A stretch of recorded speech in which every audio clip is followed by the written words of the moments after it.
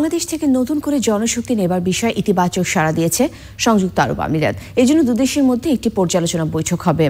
প্রধানমন্ত্রী শেখ হাসিনার সঙ্গে বৈঠকে সংযুক্ত আরব আমিরাতের প্রধানমন্ত্রী ও আবুধাবির যুবরাজ শেখ মোহাম্মদ বিন জায়েদ আল নাহিয়ান বলেছেন, বাংলাদেশের বিভিন্ন ক্ষেত্রে বিনিয়োগ করবেন তারা। সঞ্জয় চাকি আরও জানাচ্ছেন।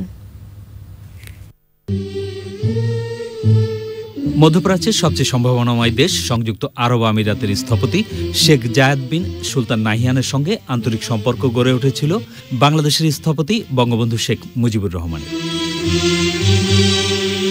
তারা বেঁচে না থাকলেও তাদের সন্তানরা এখন দুদেশের রাষ্ট্রীয় ক্ষমতা।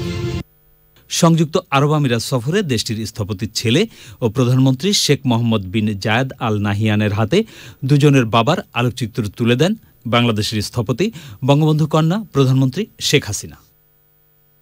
রয়্যাল প্যালেসে বৈঠকের পর প্রধানমন্ত্রী শেখ হাসিনাকে সংযুক্ত আরব আমিরাত সরকারের দাপ্তরিক মজলিসে নিয়ে যান সে দেশের প্রধানমন্ত্রী। সেখানে তারা দ্বিপাক্ষিক সম্পর্ক উন্নয়নের বিষয়ে আলোচনা করেন। প্রধানমন্ত্রীর প্রস্তাবে বাংলাদেশ থেকে আবারও জনশক্তি নেয়া এবং বাংলাদেশে বিনিয়োগের আগ্রহ প্রকাশ করে সংযুক্ত আরব আমিরাত। সে সময় রোহিঙ্গাদের মিয়ানমারে ফিরিয়ে দিতে সংযুক্ত আরব আমিরাত সরকারের সহযোগিতা চান প্রধানমন্ত্রী। রোহিঙ্গা ইস্যুতে বাংলাদেশের পাশে থাকার আশ্বাস দেন তারা।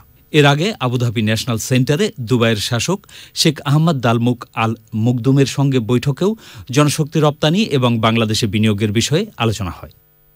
পরে দুবাইয়ের বাহার প্রাসাদে সংযুক্ত আরব আমিরাতের স্থপতির স্ত্রী শেখ ফাতিমা বিনতে মোবারক আল কেতবির সঙ্গে বৈঠক করেন প্রধানমন্ত্রী শেখ হাসিনা। বাংলাদেশে নারীদের অগ্রগতির প্রশংসা করেন দেশটির প্রতিষ্ঠাতার স্ত্রী।